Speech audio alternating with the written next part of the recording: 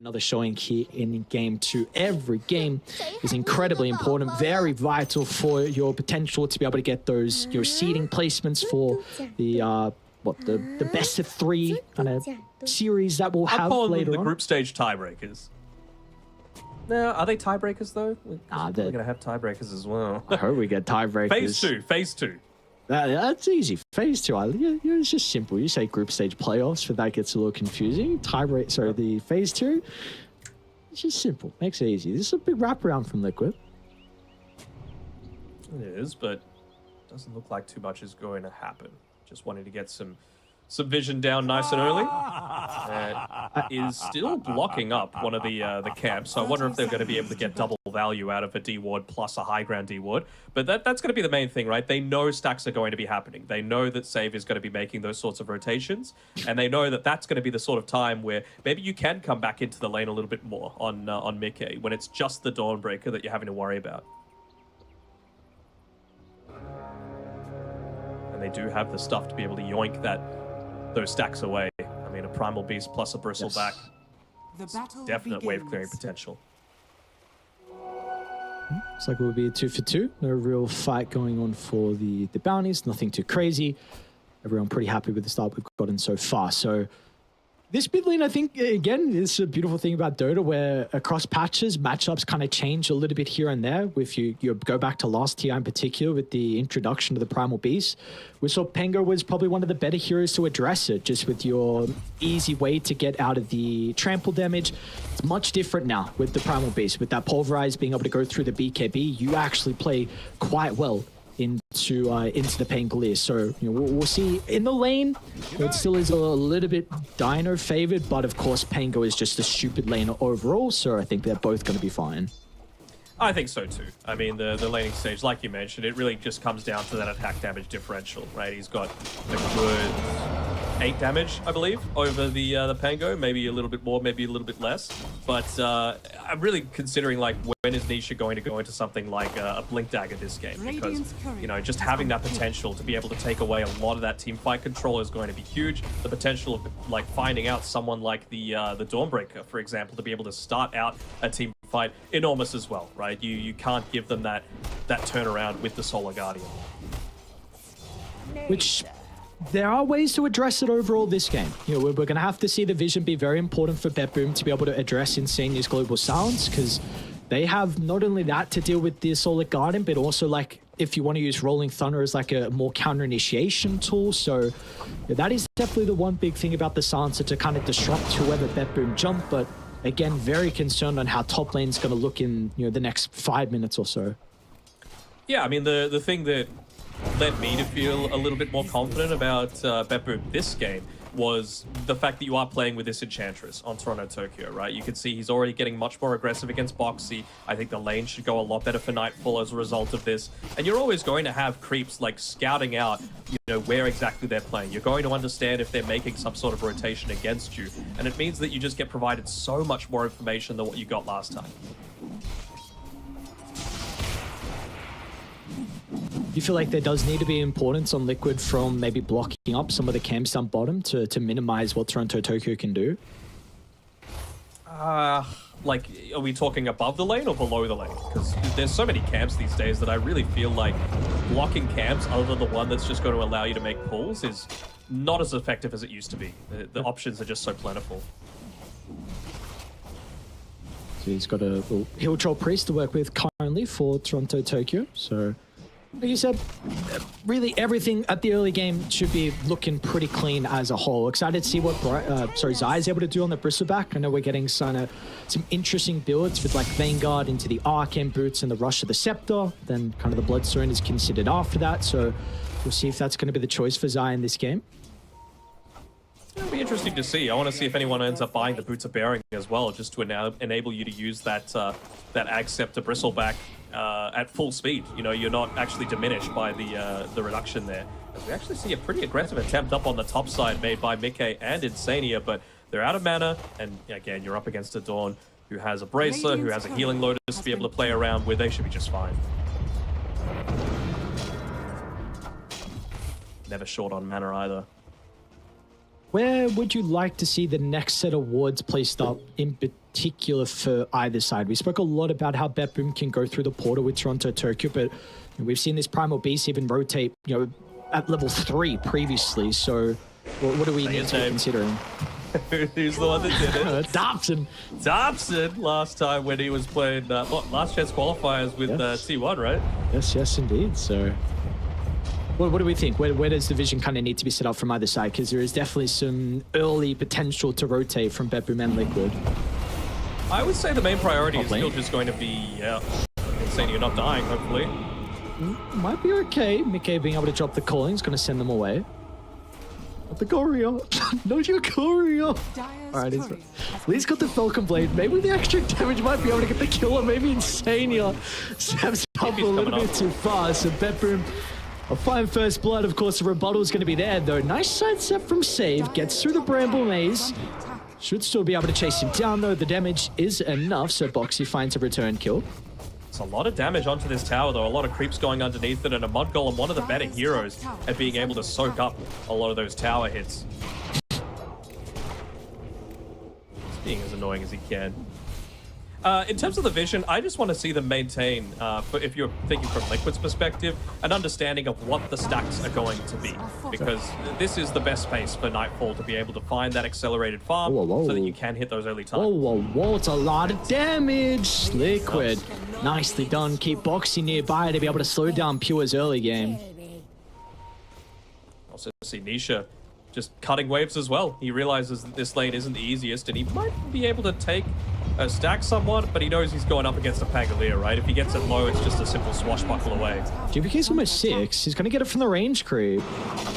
Nisha might be in a little bit of danger now. GPK doesn't have the mana just yet. And the chase, definitely not with the phase boots just getting delivered, so Nisha's okay. We do have the power rune, first one of the game, spawning shortly. Really does feel like the supports have played the majority of their game around those side lanes, making sure it gets off to the best start. But this is the real one that matters, right? As GPK is going for a really aggressive attempt, and he gets slammed into the ground. He does, but they're still going to have the numbers on Betboom from continuing to chase Nisha under the tier 1 tower. And they'll be rewarded thanks to the rotation as well. A little bit too late from Boxy. Is he going to be able to get GPK though? Runs into the Bramble, and Sanie's here as well. So in the end, Liquid, they will be able to get GPK as well. Both mid laners take a spill.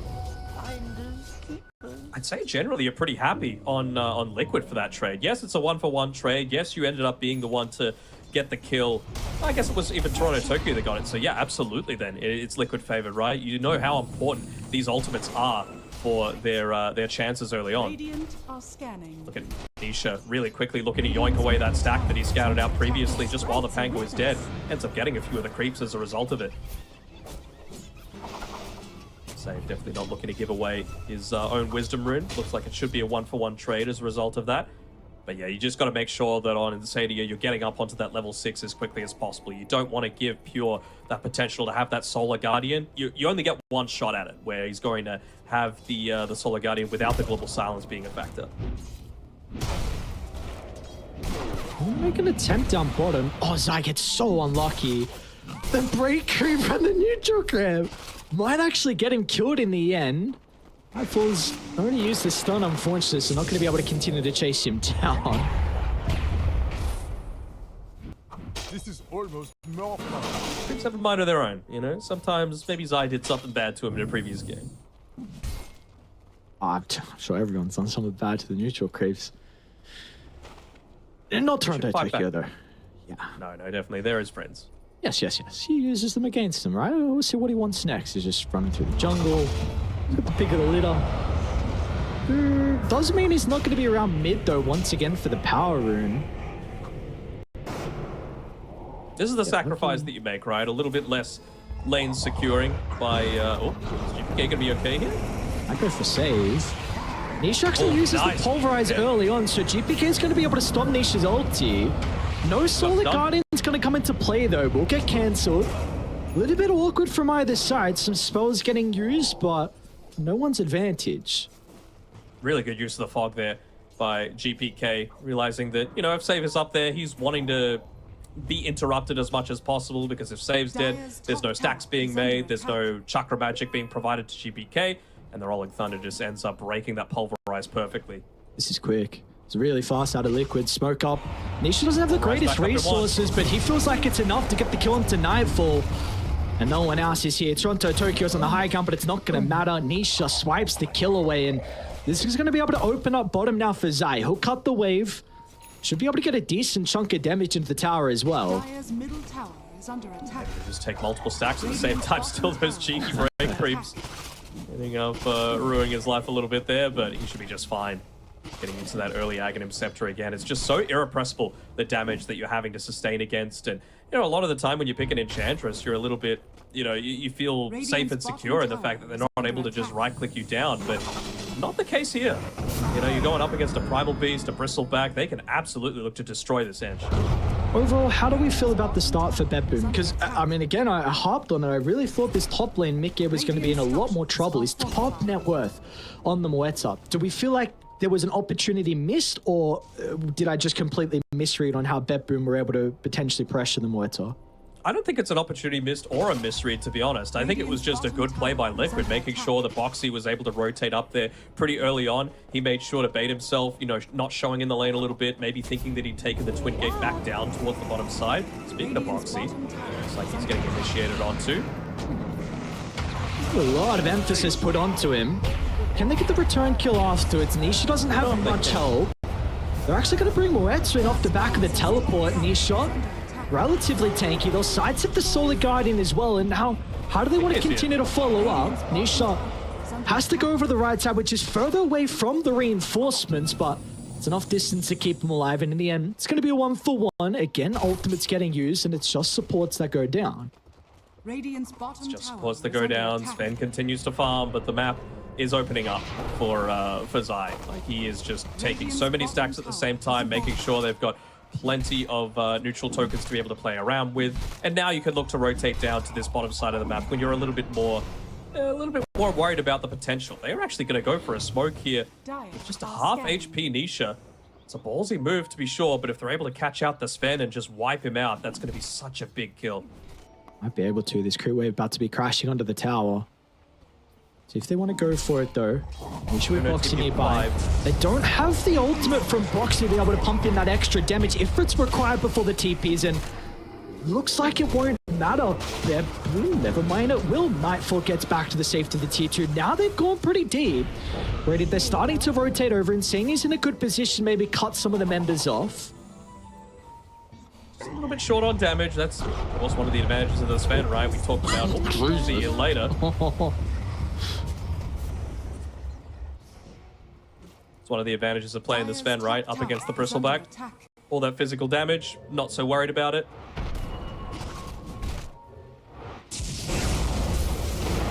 Wonder when, like, what the progression's going to be from Nightfall this game. He's got a juicy stack to be able to catch back on. So, of course, at the moment, Echo Saber is going to be worked on into the BKB. Definitely will need to be considering a Silver's Edge at some stage, but just wonder when that is going to be. Of course, you have the Diffusal Blade as well from GPK now getting delivered to help deal with kind of the tanky strength heroes from the boys on Liquid, but overall, we'll still take some time for the break to be completed on Nightfall. Speaking of Nisha, he's in a little bit of trouble just farming his own ancient camp. He should be okay. Just back off in time. Might just end up ulting the strongest. Nisha? Okay. That was close. Maybe let Insania have this one, bro. Come on. Give it to the support. Come on. Dude, they don't get anything. Come on, man. There's a cause world. I think this is a very different game, though, in terms of, like, the effectiveness that this Diffusal is going to provide. I mean, we saw... I hate keeping on referencing him, but Thompson, the gyrocopter Diffusal Blade, right? You saw how effective it was against a Bristleback, reducing his effectiveness. Because if you're not able to just press your Quill Spray, you're nowhere near as effective as you used to be. And I feel like that's very different from, for example, the Kunkka that we saw last game that can still just tie-bring every 4 seconds. Well, how do fights work out then for Bedboom? Because overall, Diffusal has, like, you want a longer fight. We're able to slowly kind of drain that mana over multiple swashbuckles, but Sven is kind of jump in, blow someone up, maybe retreat with another combo, but long drawn out fights can be a bit difficult, especially when you need to commit a BKB. They can. I mean, he's going the BKB first, which I understand, right? You're going up against him where it's, and the Dark Willow even, the Primal Beast even on top of that. But I really feel like they need a way to be able to initiate the fight on their terms. Yes, you've got the Pango to do it. Oh, that's a great smoke from Liquid. Perfect timing of the Wisdom Rune coming up in forward scene as well as Pure. Oh, he's used his mobility. And he's gone. Really nice play from Liquid. They get a kill onto a core and they get the Wisdom. They're coming over though. I don't know, Save. I don't know. I don't know either. Everyone's coming. All right, they want to take a fight. Maybe. Why not? TPK is in with the Rolling Thunder. They'll be able to clip both supports, so they'll be rewarded with multiple kills. Unfortunately, will not be able to get the Wisdom Rune, though, in the end. I think the thing is, 2 for 1. You don't secure the Wisdom Rune. Oh, wait, no. Did GPK get it on the Dire side? Yes, it looks like it. So, pretty good. Yeah. Pretty good overall, but again, Zai and Mickey are farming, and that's really not what you want. They haven't even hit these big power spikes yet. You know, I was mentioning the Mjolnir. Of course, that's going to be very effective, especially against the likes of the Swashbuckle coming through, and no Ags yet on the Bristle, and he's still this much of a threat. 0-0 and 1. He's just been fully focused on farming. It's like having an extra core. Of course, you're going to be lacking in utility, but Bristleback itself, talk of the ability, not the hero, is just so effective this game at providing that early damage. Really trying to pick on Pure. To the bottom portal they go. Nisha and Insania together. Should be able to get the kill. Let's see if they're going to be lacking actually some of the damage. Pure 1700 health. Blade Mail is going to be awkward from Nisha, especially once it takes the full Starbreaker, but Nightfall won't be in range to cancel the Pulverize. Once again, back-to-back kills onto the offlane Dawnbreaker. Won't even be able to secure the bounty rune there on Nightfall. Needs to just go back to farming, playing a little bit more conservatively. You can see he's already got that Silver Edge queued up as well. He really wants to make sure that... I'm just worried that it's going to come a bit too late, and he doesn't have that lead that you expect to see from a Sven at this stage of the game, right? That's the big advantage of picking it. Yes, it's good against the Bristleback for that physical damage mitigation, but you're really picking it to have 2,000 more net worth than most heroes at this stage. It's a scary stage now.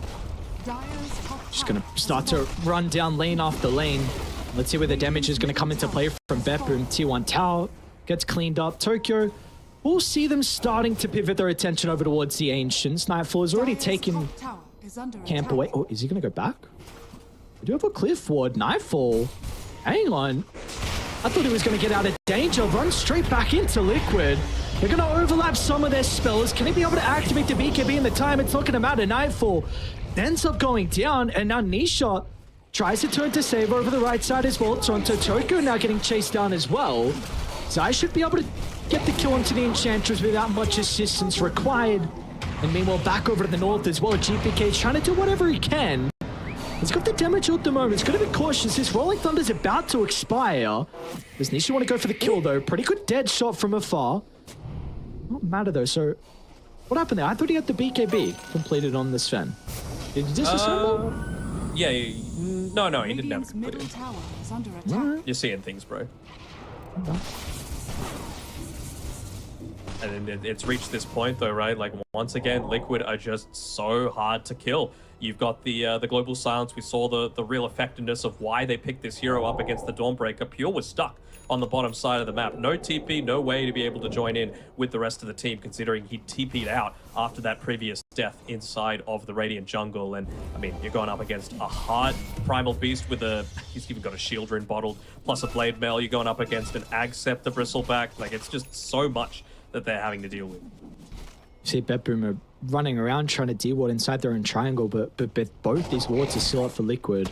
Maybe they'll be able to get the cliff one now with that sentry place, and it looks like they will, but this really cheeky ward behind the 2-2 tower top might catch them off guard. Mid lane, Nisha wanting to save. Looks like they will target the Coddle down at the moment, so pretty easy kill onto the form. Really nothing Beppu can do. Once again, it's a game of them trying to give as much space to Nightfall as they can.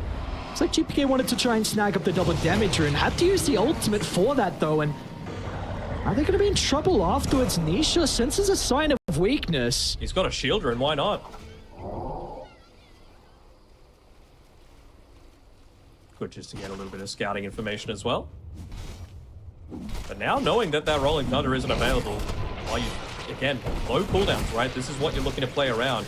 On the top side, Pure looks like he'll be able to get away just in time. His role basically is to try and shove out these lanes and make sure that Liquid aren't taking too many objectives with this big timing that they've got. Are they considering Roche here? Psycho. All right. While it's still on the top side, while it still favors Liquid, got the Maelstrom, sorry, the Mjolnir coming out to Mickey, just gets completed. Then he's going to go straight into that Aghanim shard afterwards. So this was that timing that I was talking about, right? 20 or so minutes is really where Liquid are going to hit all of their strides, and they've basically done everything possible to be able to just be at a full advantage here. The Primal Beast nearly having a Heart of Tarask. You've nearly got, not really close to any big item coming through on Zai, but he's just so tanky at this point that it doesn't really matter. Again, we've spoken a lot about the cores, but this is another game where supports can have a lot of impact as this game goes on. I mean, we're looking at Box in particular, and the hero that we also see is, you know, the Coddle being able to scale in regards to his farm and have a lot of impact in items, but Save doesn't have that this game. Bottom net worth out of the supports. Maybe that's going to be up to Toronto Tokyo with the Treads and the Dragonlance, but he's going to need some time as well. Oh, nice dead shot as well. Scouting them out inside the trees. Nisha might go for a backline jump here. He's going to do just that. What a way to start. Nisha with the Global Silence as well to cover the Primal Beast, but they don't get any kills. Really nicely from Bedroom, able to reposition, split their forces, and now they should be able to get Nisha as well with the help of Pure getting involved. So, all right. A little bit messy there in the end. Liquid will be able to get everyone out, but yeah, that is a tier 2 tower that doesn't go down in the end. And now with everyone here, look at the Tormentor too. May as well. They had a good observer ward to be able to scout out everything that was going on, so they knew that the rotations were generally coming. I just didn't think I think they didn't expect the observer ward from Insania to be here behind the tower, giving them just complete understanding. Maybe thought they would have an extra couple of seconds to be able to make a move. But that's big. Big. We saw the Backstreet's back team be able to make a good reaction play to Liquid. You know, Dota's semi-predictable, right? You know this timing was coming. So it's just about how best you're going to be able to react to it. Pure, they were able to delay it long enough that he was able to just TP in with the Solar Guardian as well. And maybe that if that is a fight that goes the way of Liquid, all of a sudden you continue to control that area and get the Wisdom Room. Now that's not going to be the case. Bedroom should be able to get their own. They are going to go through the portal though and look to connect with Pure, and they do see Nisha currently farming this bottom wave. It'll be difficult though. 2600 health. He's got that Global Silence still on cooldown though to protect him. They got a Force Staff to maybe get some separation. Bit of an awkward start though. There's no real damage follow-up at the moment. And like you said, with that fresh heart, Nisha's incredibly survivable. Nightfall's going to be into the middle with the God Strength activated. What is the damage? Nightfall runs into Mickey. He gets blown up. Can't even right-click anyone. And now Pure's getting chased down as well. They made the attempt on Tanisha, but he shrugs off the initiation and Liquid blow multiple members up. Well, they were just using Nisha as bait that entire time. He's able to get that onslaught back down to the low ground, let the Heart of Tarask regen kick in, and well, unfortunately there for Nightfall, he wasn't able to get off the Warcry, so you had full damage coming through from Zai with the Bristleback Ags coming through, and even, you know, you talked about the effectiveness of these Liquid supports, having all of this this farm, this net worth, but it's the Veil of Discord that just combines together so well, together with someone like the Bristleback to just absolutely rip apart this Sven. Radiant's bottom tower is under attack. What happened to Nightfall? Oh, okay, yeah, because nice. Fair enough. Nice BKB, bro. First usage of the game, back live as well. Somehow Foxy ready to save in the tree line, so we got a cheeky smile. It's the classic, sometimes the eyebrow raise when Nisha dies, but sometimes you get a nice cheeky smile as well when he baits two heroes like that. Pure.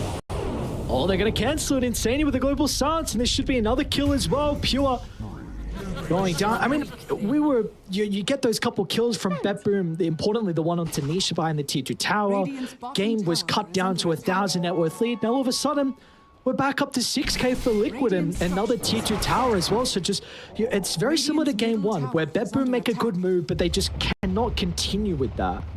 The thing that's concerning for mine is that, like, yes, you've got the BKB on this fan, but Nikkei didn't even use his Pierce the Veil in that previous fight. Like, that was just pure right clicks coming through, and he's got a lot of magic damage as well with that Mjolnir picked up, with the Specialist's Array as well, plus the Gunslinger. Everyone's getting hit in these team fights. So it's like, yeah, cool. You have this Warcry, which is usually very strong against a lot of heroes, but Radiant structures are not against fortified. Muerta. And the Sven, you need to be able to have this, regardless, it doesn't matter about the carry matchup. Sven excels because you have this built-in farming mechanism. And if you're not at least an item ahead, we can see this hero really struggle, and also that change as well with the recent patch of the God Strength damage. It's going to hinder his potential to be able to get on Mickey and blow him up from 4-0. And we might not get to that stage now with how far behind he is. That's really why I was emphasizing the Blink Dagger so much, right? Playing on the offensive, making sure you're the ones to be able to make the jump, because we've seen that Liquid have great counter initiation, right? You've got the Terrorize, you've got the Global Silence, you've got all this sort of stuff. But if you are able to just God Strength blink onto Insania, stun him and blow him up, you don't have that potential. Suddenly Pure is so enabled in all these team fights. From lane again, Pure should be able to Disassemble the catch. Echo. Yeah, it's going to be too late, it looks like. Pure, yeah, they'll hold the Pulverize for the last second. That's his 6th death. Yeah. Pure has been a vital member of BetBoom through a lot of their success recently, and his Dawnbreaker overall has been really struggling. Now, top lane Zai, they are well aware this man is learned. Let's see how broken this Busaback hero is going to be, though. You know, he's got Lotus, he's got Bloodstone. They're going to try and continue to protect him with the Global Silence, and this is buying some time, because Liquid, they're starting to come. From bottom to top they go. Can Zai stay alive long enough, though, for the team? Mickey's going to try and chuck in a dead shot. Zai's not dead just yet, dude! He might not even die as well as Zai turns his back, and they're not even going to get a kill. And they might not for the entirety of this game. Now, Nisha, a little bit too late with the charge, but if you're not going to kill him there, when will you kill him this game? Yeah, I mean, that was the biggest JoJo reference I've ever seen. He was, oh, you approaching me? And then he just turns around, runs at him. 4 heroes doesn't matter when you're as farmed as Zai on his Bristleback. He's gonna have that hairball as well, coming up very shortly. Cool hero, bro. Very cool hero. What is that? He's got Van Bracelet in? What are we looking at? What is this hero? Yeah, you got that spell amp. I mean, he's just using it to make sure that he's got that Bloodstone lifesteal coming through. Again, I mentioned the Veil before from Boxy, just buffing him up even further. And then your favorite item. They've been able to purchase that one up too on Liquid, the Gem of True Sight. So having a look at what we could see. Big Bang team have no way to see what's going on the map, and it's nighttime. So they are just playing in complete darkness. It's 1%, dude. I mean, I guess it's 12,026 minutes in, but would you really say it's 1% chance for Beppu? Yeah. Like, is it that dire? I feel like this is just another one of those cases of you pick Nightfall, a matchup that's supposed to excel in the early game, and he just hasn't, you know? And, you know, I don't think that's completely on him. Like I mentioned before, it was Boxy's rotation up towards the top side, and he stayed there. He stayed there longer than he would have expected. That really changed things for them. That made that lane not go as bad. Not again. This time we popped the BKB, but this time you also have a blink from Nisha to close the distance. He's near the base, but it will not matter. He is not at enough. all. Wow. Close only matters in horseshoes and hand grenades, unfortunately. Radiant are A scanning. knife Inside fall? that base. He's going to take you out. He'll be fine. Dude, how devastating would it be for Bepboom if they get 2-0'd from Liquid? I mean, we've been mentioning that. Group B, dude, we just saw Thunder took a game off Shopify. And if now you're getting 2-0'd by Liquid when you have to 1-1 tie. Like, you have to get this 1-1 tie. These are two teams that are expected to be top, near the top of the group, but this is going to be so much confidence for Liquid if they can close out this game. Sure. I mean, the one thing that you might leave confidence in is Nightfall. He's walking forward. He's alone. All the boys. And all the boys are there to follow up with the damage. Mickey again pierced the veil. He's going to be able to get some of those stacks as well. Next to that Ag Shard picked up 16,000 net worth lead. All the lanes are shoved in. How do you get outside the base? You don't. That's the thing. Like, you just have nowhere to go. They've just struggled to choke you so effectively, and now you can even look to approach this high ground. Don't even need the Aegis. You toss one of these beefy heroes on the front lines once again, and what are you supposed to do against it? Hasn't even popped the Bloodstone. Radiant's top tower is under attack. Even dragging the mid creep wave so that there's multiple lanes being pressured in at the same time.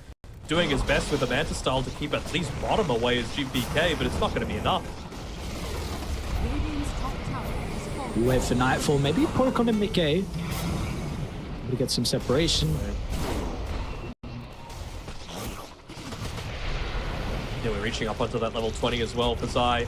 I'd imagine he goes the cool spray, cool stack damage, just considering how quick he's going to be able to stack them all up. Even getting a Paladin sword as well. Like, this man is not dying, at least until you get the break, and it's going to be a ways away. What is that, about 3,000 gold or so? 2,500? At least he's got Shadowblade now on Sven. Again, though, the downside is... I don't know, man. Dumb. She is raking it in. You're going to have the gem that you're still contesting against, right? So you might think the Silver Edge is good, but how are you supposed to walk up into this when you have no map vision, where the only observer wards on the map right now are liquids? They finally placed down one, but it's just in the safest possible place. Maybe just trying to bait them out to go on them? How do you even, like, Niche has so many ways to be able to use his Pulverizing in his next fight. So if you want to deal with the Rolling Thunder, if you want to deal with Sven's BKB God Strength, and he needs a full duration, or at least multiple seconds to be able to blow someone up. So he can just do whatever he wants on Nisha. They're going to have an Aegis, they're going to have a Cheese as well, make him even more survivable. I guess Mike's, you know, like, just give it to Nisha. He's the front lines. No, give it to Zai. Why not? All right.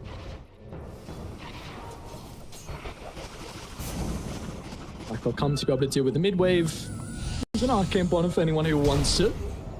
I think cautious though. They can't get baited in by trying to go onto Zai, not until they've got the Silver Edge. And I think the bigger thing as well is that you're playing with a Spirit Vessel with 0 charges. You don't want to die because it's at this stage where if you die, they're just going to siege high ground and you're going to be one person down. So the only way to get a charge is getting a kill onto a squishy person. But just with how Liquid are playing, they're not giving up the supports for free. They're playing very defensively behind all of these cores that are so sustainable. Blindly into the high ground.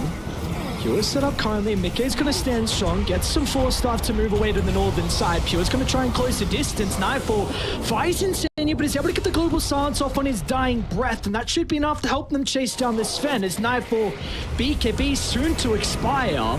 We'll be able to go down without a buyback to help them out, and now Liquid should be able to continue to chase down the remaining members. I mean, GPK, they'll deal with the Ages.